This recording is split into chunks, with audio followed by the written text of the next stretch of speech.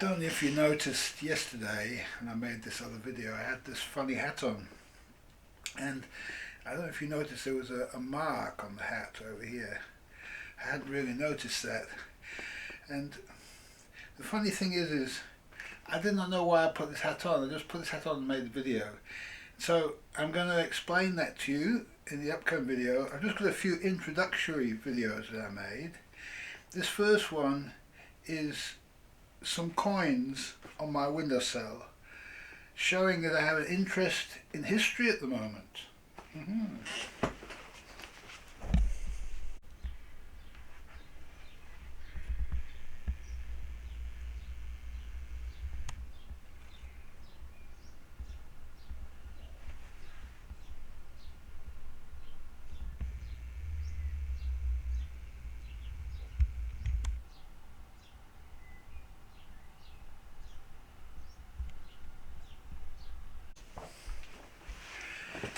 And I also noticed there's some new stuff, a new shop in the town, like there is in Nottingham. There's a new one in our town, Bromyard.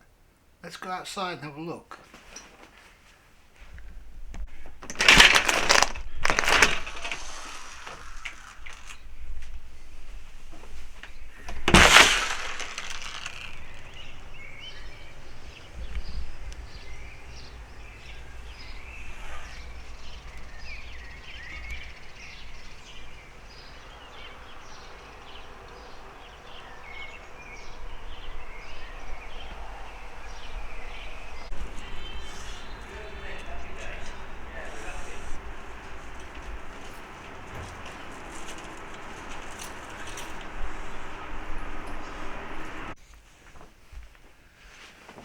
Now, whilst I was passing the shop, I noticed this great big white SUV here. It sort of dwarfs the building itself. Have a look at this.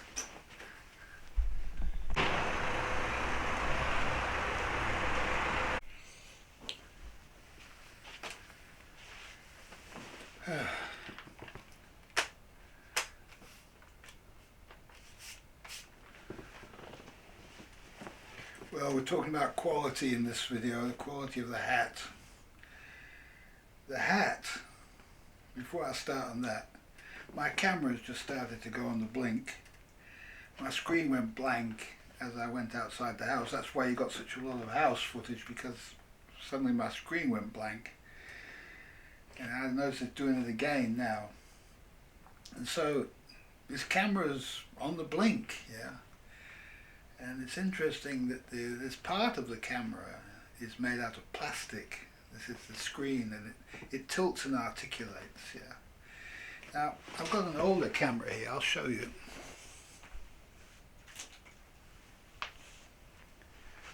This camera is significantly older than that one up there.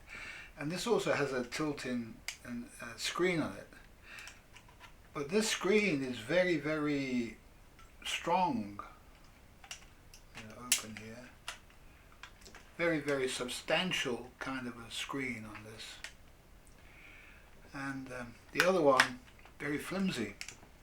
And so it's decided to give up the ghost. This part, somehow it's the electricity has to be conducted through this piece, and it's moved a few times, and now it's starting to give up the ghost. So what do you do in this case? What do you do with a camera like this that's just got this like small problem, yeah? Now, one time you'd take it back to the guild, right? And you'd say to the guild would be a place in town where you could go to. And you'd say to the guild, look, this thing has got a problem. And the guild would look and say, okay, that's no problem. We'll sort out the craftsman who made it, and we'll get him to sort it out for you. And yeah, if it was a design flaw, if it was something that had been worn out simply by abuse or overuse or something, well, you'd pay to get it fixed. But if it was something that was like a design flaw, they'd do this for nothing. And yeah, they'd make sure that the next object that they made like this didn't have this flaw in it. Yeah, and so over time everything would evolve into perfection. But now what we do is just take this camera, it's an expensive camera, we just throw it not in the bin because it's too good for it, so we put it in a box in the cupboard somewhere, chuck it in the attic, yeah, and we buy another one, yeah, and so the whole world is accumulating all this junk, stuff that half works or got some small problem that nobody can fix. Okay, and as competition increases, so quality of everything comes down, is reduced to until it just becomes impossible to deal with. And what we've got now is we've got these great big cars, and you see this white SUV. They're full of complexity, and they're not well made either, and they're not well designed. They're not designed to actually work on them. They're designed to be easy and fast to put together. So for example, they'll have an electrical connection on it that's just really bad, flimsy, cheap plastic, and it'll be very easy to go, but very difficult to pull it apart, because the people making it are not the people, or not subservient to the people who are actually repairing these cars. So where you'll find that there's people who are doing repairs, they're complaining bitterly about the quality of everything and how it's put together. Yet there's nothing they can do about it because there's no guild. Yeah. They should have their guild, and their guild should then talk to the guild that's making them, or it should be the same. Yeah. I don't know.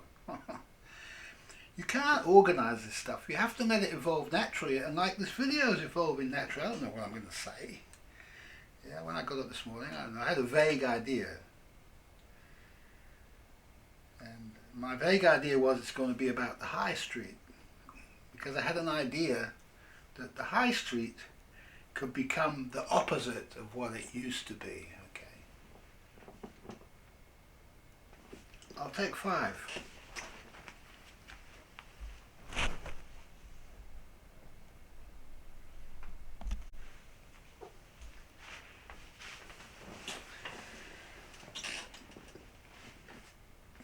Now, the last time I bought anything new in the high street, I can't think of anything else I bought new in the high street except this hat. Okay, I did buy another hat actually, because hats are something that I need to buy. They wear out. Hats can wear out. Okay, so the other hat I was wearing, you see, is the hat I had before this hat, because I just cannot find a way to replace it. You can't buy a new one like this, and it doesn't wear out, this hat. Well, it's a bit jaded, but it's okay, yeah. So this hat I got because it's kind of an in-between hat, this, between summer and winter. And it's just no good. The quality, you see the brim, you see, it's just no good. And it had this mark on it. I've washed it off now, but the other hat doesn't have marks on it. I do exactly the same with the other hat. I take it on, I put it off, and it doesn't have marks on the other one, because probably there's some kind of artificial substance in this hat. It's not 100% wool, and wool has a way of not getting dirty. Yeah? It's a special sort of material, wool. I did notice in my boat this year that I get mould in the boat, and the mould grows on anything artificial, but it won't grow on wool. Isn't that remarkable? And I've got a number of wool. I've just had my wool leather jacket, suede leather wool, all made out of sheepskin. There was no mould on it. Yet right next to it, my sleeping bag had mould on it, because the sleeping bag is made out of some artificial material, and the mould is designed to get rid of bad stuff, yeah, to eat it up. And if you get anything with dirt, if you leave anything unwashed in the boat, that goes mouldy, because the mould is designed to get rid of the bad stuff. Also to show you that you need to clean things up better, yeah. But the wool doesn't touch, because you never, otherwise a sheep, if a sheep went mouldy, it would go mouldy in winter while it was on the back of the sheep. The wool would go mouldy. And so there's something about nature that won't attack the wool. And if I buy anything, I try to buy 100% natural materials, wool, cotton and so on, and it's getting harder and harder to find these things. And my hat I had to buy second hand. Most of my clothing I have to buy second hand because you just can't. If you went to Main Street, you wouldn't be able to find it, because what's happened to Main Street is the quality of everything has gone down, down, down, down, until they get to a point where anybody of any worth can't shop in Main Street. There's nothing there worth buying, like this hat. It's just not worth buying. I never wear this hat because I just don't like it. It's just not, the quality is not good enough, yeah. And there's no way you can go and say, look, this hat is not good enough. Do something about it. That would be the guild of hat makers in the olden days. And you would have no problem at all. The hat, they give you a much, much better hat. They say, please, don't tell anybody, we'll sort it out. And then they make sure that nobody ever made a hat like this ever again. Okay, now this needs to come back, And so we need to go from the town centre, which is empty now. It can start anew, now. We need to go back to, we need to say, the town centre is not for consumption. We're not going to just consume arbitrarily junk stuff anymore and keep throwing stuff away, because this is destroying the planet. What we're going to do is we're going to buy good quality stuff, okay, that's made locally. Now, what I'm suggesting is that this job centre is changed into becoming the guild centre, and this guild centre is then responsible for making sure that all these other shops are occupied by the guilds for nothing. This needs to be paid for by the government that destroyed this. Yeah, the government, the local politics, they need to provide for the guilds to own their own places in the centre of town where people can go. Now that people have a place to go where they can become part of the guild, so an apprentice can go. You say, go there, go to the goldsmith guild that is interested in making gold objects. You know? Okay, go to goldsmith guild, see what they do, talk to the masters there. And so, you know, the job centre could just be a way to refer people to where do they need to go, because this person won't know where the goldsmith is, or the goldsmith maybe, I don't know. It might not be one in the particular, there wouldn't be one in Bromyard. You'd say, oh, the nearest one is in Hereford, go there, and there's the address sort of thing, you know? Yeah. Okay. So we have a function for the guild centre. And then to be a gathering place also for the heads of the guilds to come together, meet and discuss important things about the community. And then there's a place for the craft people working in the guild. Let's say they're working in leather objects, for example. Then they will be able to display their leather works in the shop a bit, as well as representing the guild, and the different masters could be there for one day of the week.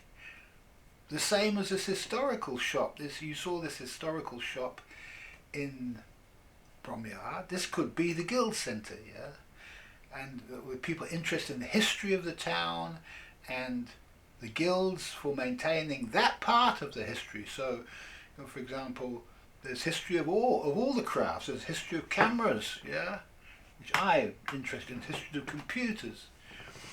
There's history of leather making, history of stonemasonry, and each guild would be responsible for the history of its own, the history and the future of its own specialisation. Okay, for displaying the wares of its own specialisation, for dealing with the complaints about its own specialisation, and if there's anything between guilds, complaints between guilds, across guilds, then the guild centre can actually be responsible for resolving that. I'm not going to go into any more detail because I think you get the idea. And instead of the town being a place that's just full of junk, you go there, there's nothing to buy, you wander around, get sore legs, buy an expensive cup of coffee and go home, don't have lunch because it's too expensive, it becomes a place where you can go when you need something, like a good hat, or a good camera, or your good hat, to complain about your good hat, or to get your broken camera repaired, It doesn't need to be 5 camera shops. You just need to be the guild centre for the cameras. Just one, yeah. The camera repairs can be done at home.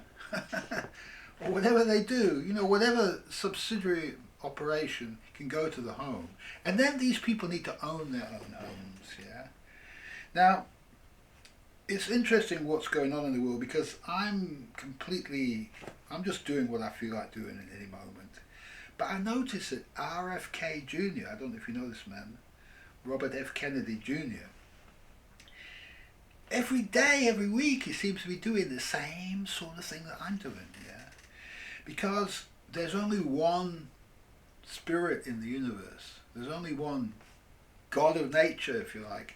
Nature controls all of us. Nature is what puts the thoughts into our head. Do this, do that. Nature guides everything.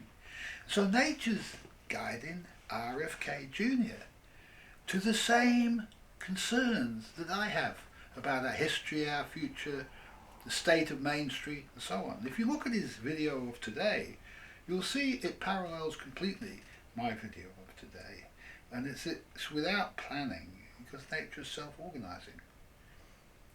Now, RFK Jr.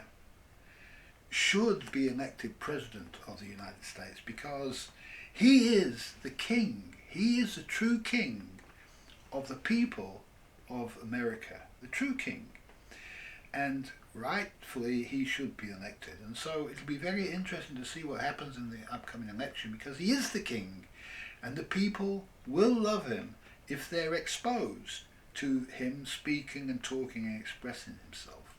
So he should actually get in. And if he doesn't get in, there's something completely wrong with the system that doesn't let him get in.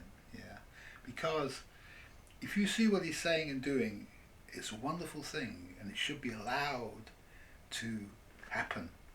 RFK Jr. should be the new king of America, the President of the United States. And he'll try to put right what is lacking in the world today, to create a cooperative America rather than a competitive America. And they are the empire. They are the empire.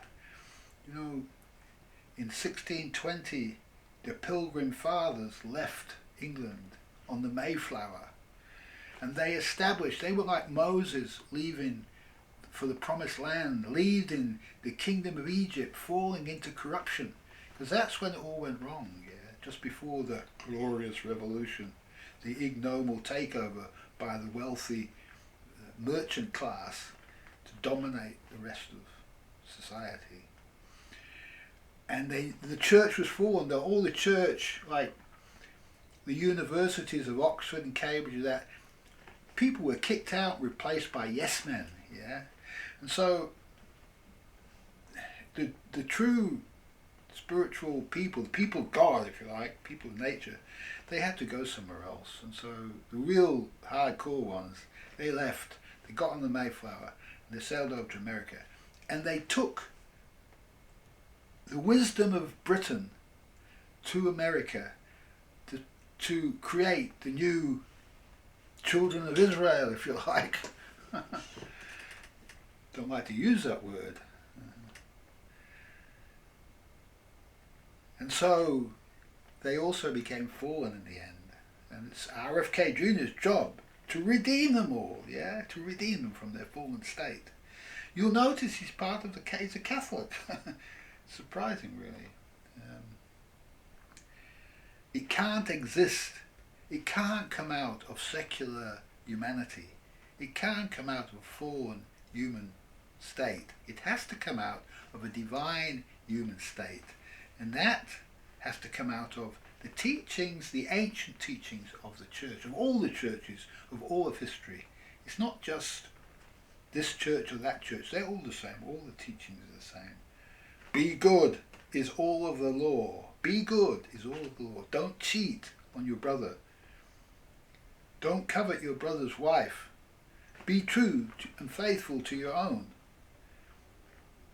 Don't steal from the poor. Give to the rich. Robin Hood said the opposite. Take from the rich, give to the poor. We now need to take these buildings, which are not going to serve, nobody's going to rent them, it's just going to be an overhead to the rich. They need to give them now to the guilds. The guilds need to own their own buildings. The guild centre can adjudicate across if there's problem, if the people are just setting up guilds which are just businesses that are just corrupt, then the guild centre can control that. But the guild centre needs to be run by the church. The guild centre needs to be the highest guild in the land, which is the Holy Catholic Church, not the Roman Catholic Church, not the Orthodox Catholic Church.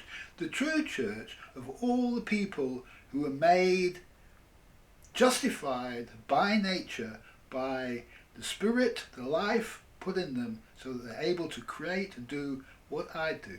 There's many millions of them out there. They're all sitting there doing nothing, waiting to be given the chance to help, to solve this problem, the biggest problem of our day.